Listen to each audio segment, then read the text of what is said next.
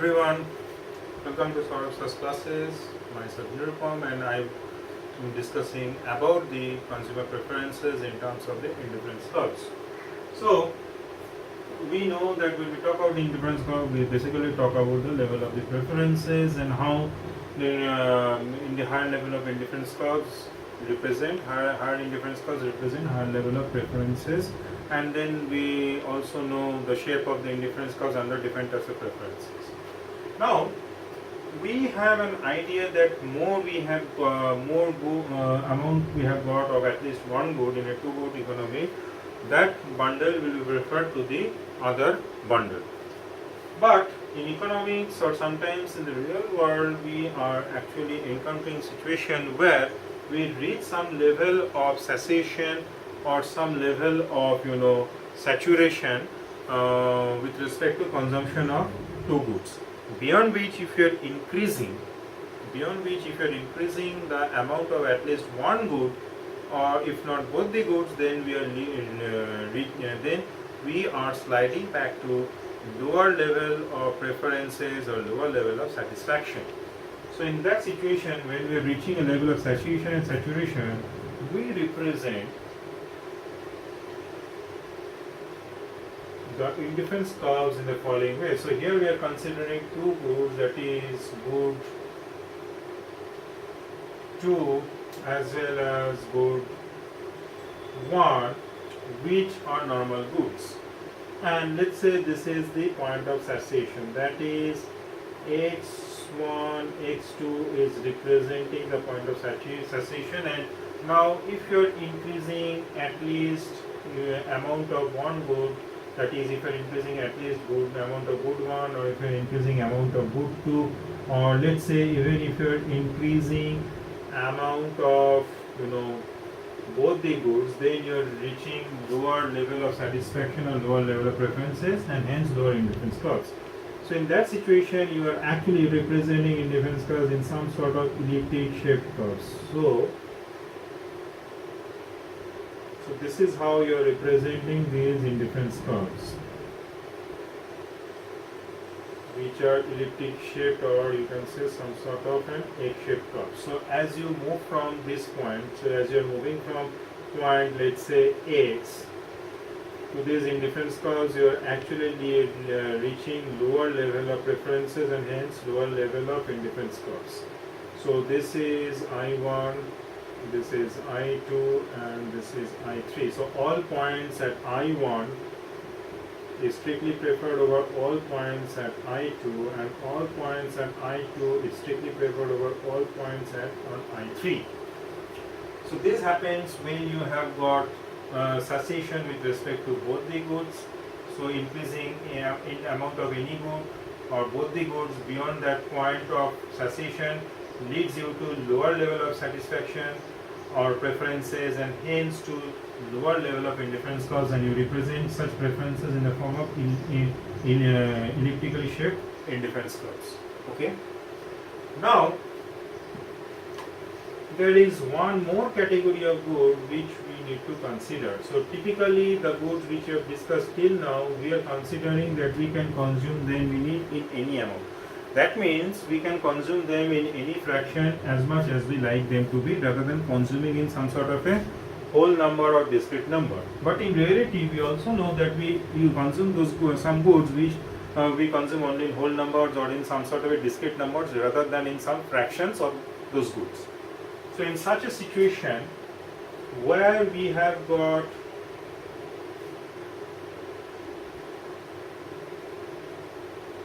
at least one of the good, as a discrete good. So here we have got one of the good as a discrete good. So what is this discrete good? So let's say on x-axis we are putting this discrete good. So this is discrete good 1. Okay. That means when you are consuming good 1, you only consume them in whole numbers or some integer value numbers or discrete numbers. So you cannot consume them in any fraction, small or large, or any type of any fraction as you would desire it to be. So examples of such discrete goods can be, let's say, shirt, trousers, shorts, t-shirts. So definitely when we are using one t-shirt or using two t-shirts, or let's say you're using three t-shirts, but you don't end up using 1.5 t-shirts or 1.75 t-shirts or two t-shirts. Similarly for trousers also. Now in such a situation, we are assuming that the good 2 which is represented on the y-axis represents the money that is spent on any other goods apart from the discrete good 1. So as I have said already that we are consuming this in discrete amounts, so we can consume them only at certain intervals, that is 1, 2, 3, 4 and so on, and anything we are not consuming anything between 0 and 1, 1 and 2, 2 and 3, 3 and 4, because these are discrete goods and hence they cannot be used in fractions. But on the y-axis we can use any amount of money in terms of the smallest unit possible on other goods. So in that situation we can be consuming this good 2 which is the money spent on other goods, and good 1 which is a discrete good, only at certain points. So let's say we can consume any good. Let's say this is we have consumed. So this represents some level of good, that is x2. So this is x1, x2. So this is representing 1, x2. Okay. Now let's say this is representing, similarly, this is representing, just a minute, yeah, this is now representing 2, x2 prime. Okay. This is then representing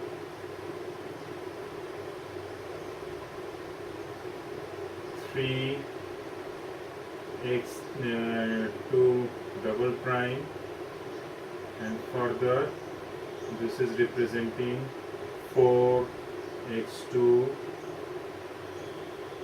3 prime. Okay. Now how do we draw the indifference curve? So we know for the same level of the money that we might be spending, so for the same level of the money that we will be spending on other goods, increasing consumption of the discrete good will lead to higher level of preferences or higher indifference curves, because they are discrete good as well as the money that we're spending on the other goods in the form of good 2 is on normal goods. So in that situation we can represent the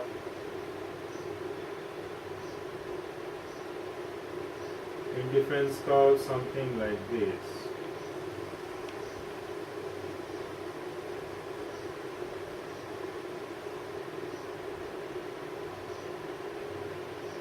Okay.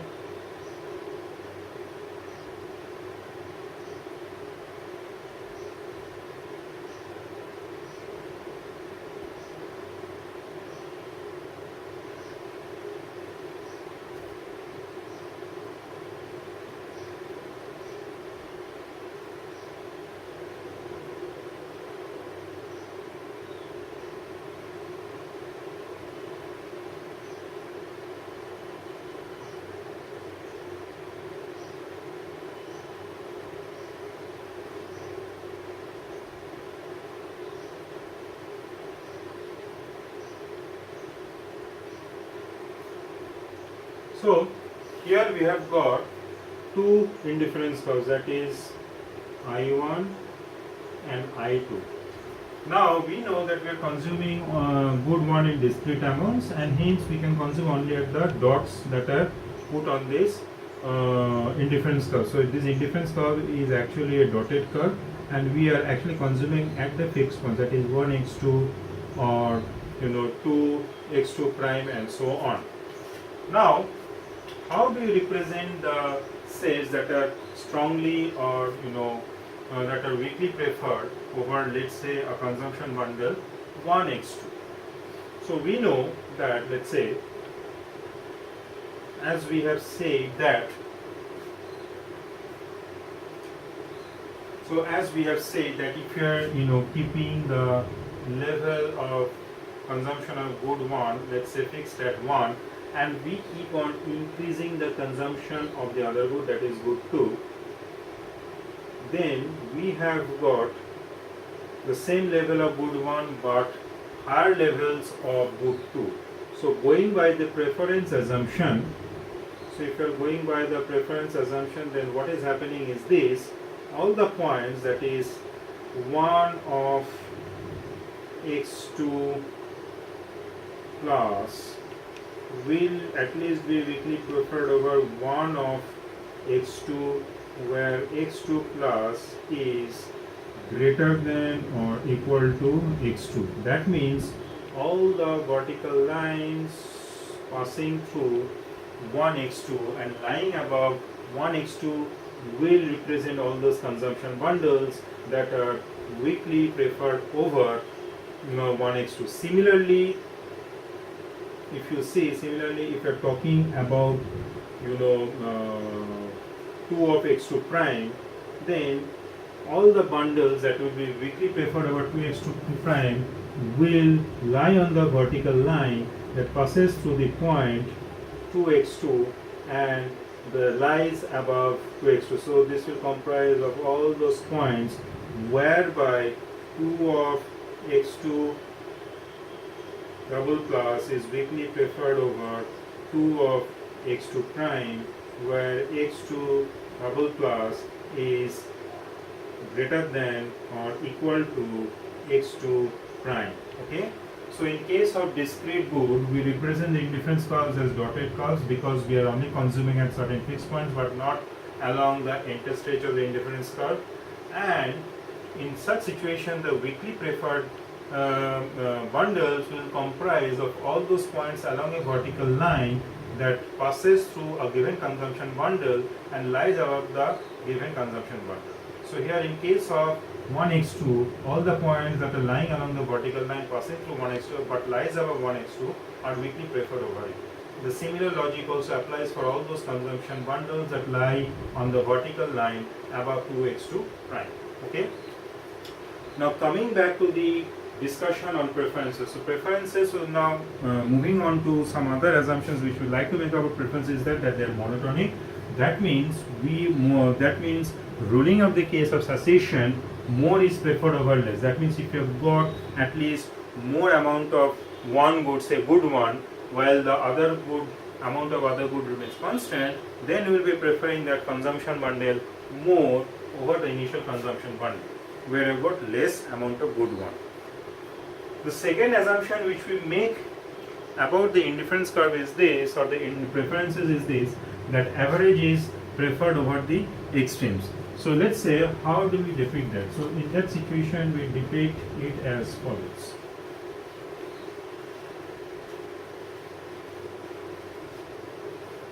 So let's say we are talking about two consumption bundles, x1, x2, and y1, y2. Now we are representing those points. Okay.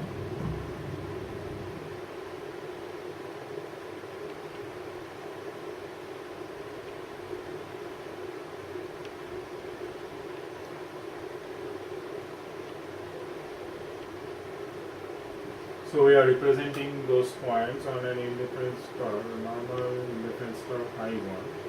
So this is x1, x2, and this is y1, y2. Now we would join these 2 points, that is x1, x2 and y1, y2 by a straight line.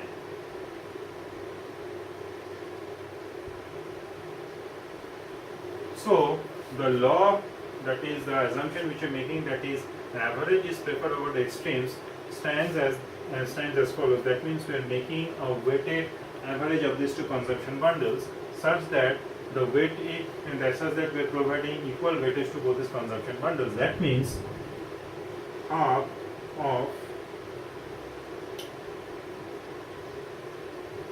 x1 plus half of y1, then half of x2 plus half of y2. So this is a weighted average where of the two consumption bundles. So this new consumption bundle is nothing but the weighted average of this consumption bundles x1, x2, y1, y2, where the weight is equal to half. That means we are giving equal weightage to both these consumption bundles. So this weighted consumption bundle will always be preferred over any of these consumption bundle. That means it will be preferred over x1, x2, as well as it will also be preferred over y1, y2. So this is the principle of preferring average over the extent. So here we can represent that point on the straight line that is connecting the 2 points on the indifference curve x1, x2 and y1, y2 as follows. So this is half of x1, half of y1, this is half of x2 plus half of y2. Okay.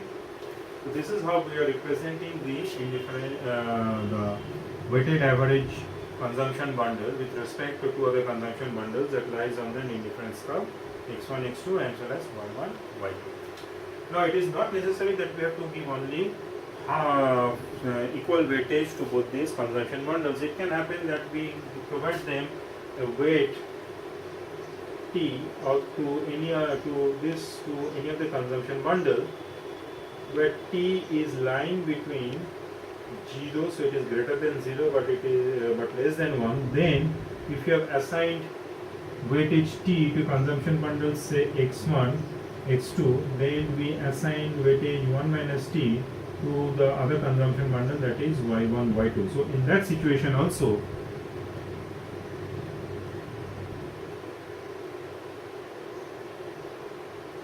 what is actually happening is this, that is T of x1 1 minus T y1 T of x2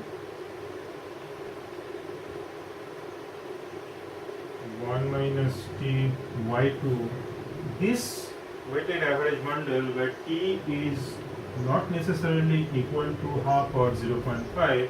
So in that situation, this weighted consumption bundle assigning a weight of T to x1, x2 and 1 minus T to y1, y2, we get this consumption bundle, and this consumption bundle is also preferred over the two other consumption bundles, that is x1, x2 as well as y1, y2. So why do we make that assumption? So we make this assumption so as to make our preferences convex. Preferences convex means if you can see the shape of the curve, indifference curve I1 here, it will be seen that it is bulging towards the origin. So it is bulging towards the origin. You may have a look that if it is a curve, it is curved and it is bulging towards the origin. Whereas had it been the other way around, that means had it been just flipped. So if you are now flipping it, so let's say you are now having such a preference. So you can see now the bulging is away from the origin. So it is now bulging outwards from the origin rather than inwards towards the origin. So this type of curves is something known as concave curves, and hence they are also representing which we known as the concave preferences. So in case of discussing regular preferences, we rule out such concave shaped indifference curves and hence concave preferences. Why do we rule them out? We will be discussing them in other video. Now coming to the slope of the indifference curve. Okay. So if you are coming to the slope of the indifference curve, let's say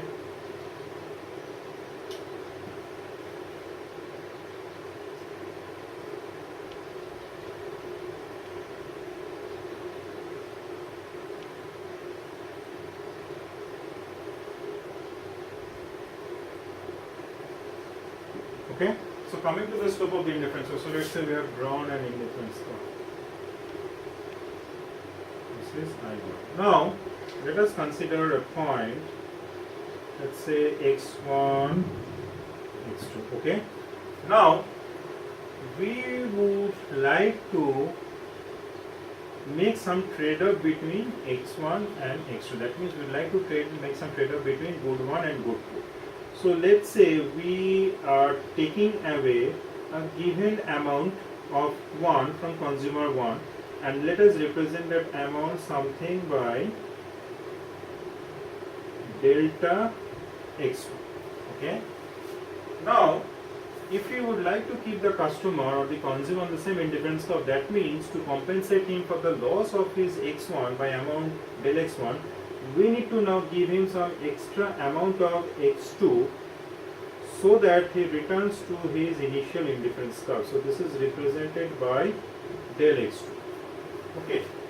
Now similarly, let us consider some other point here, that is x1 prime, x2 prime, and again makes similar such chain adjustments. So we take away from the consumer some del x1 prime amount of a1, and to put him on the indifference curve we give him del x2 prime amount of a good 2, so that he again returns to the initial curve.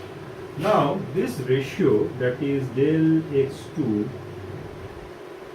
del x1 or del x2 prime del x1 prime, and represents the slope of the indifference curve at these 2 points, that is at the point of x1 and x2, so or x1 prime and x2 prime, as these two quantities, that is del x1 or del x1 prime tends to 0. So when this denominator tends to 0, this ratio, that is del x2 by del x1 or del x2 prime or del x1 prime, represents the slope of the indifference curve at the given point, that is either at x1 x2 or at x1 prime x2 prime. Now the question is this: what this ratio or what the slope of this indifference curve at this point represents? So basically they represent something which is known as the marginal rate of substitution. So what do we understand by the marginal rate of substitution? So marginal rate of substitution denotes by the amount at which you are willing to substitute good 1 for good 2, such that the consumer remains at the same indifference curve or at the same level of preference. So if you make certain adjustments, so this ratio of the adjustments such that the consumer stays on the same indifference curve represents the marginal rate of substitution or the extent of trade-off that needs to be made so that you are at the same level of preference.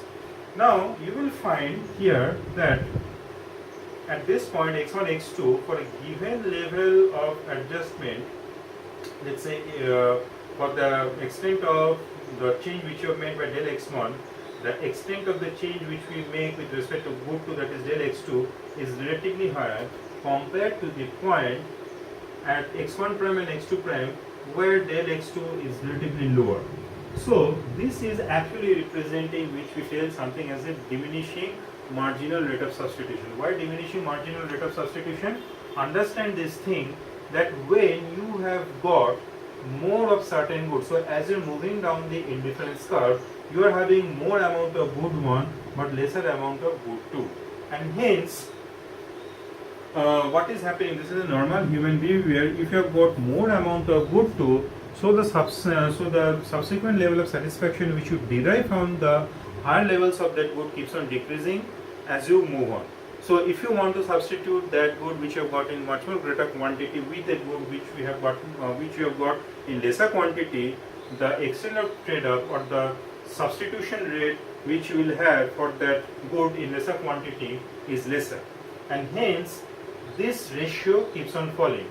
Now you have to keep in mind one more thing which you need to keep in mind is this, that these two quantities, that is del x1 and del x2, always move in the opposite direction.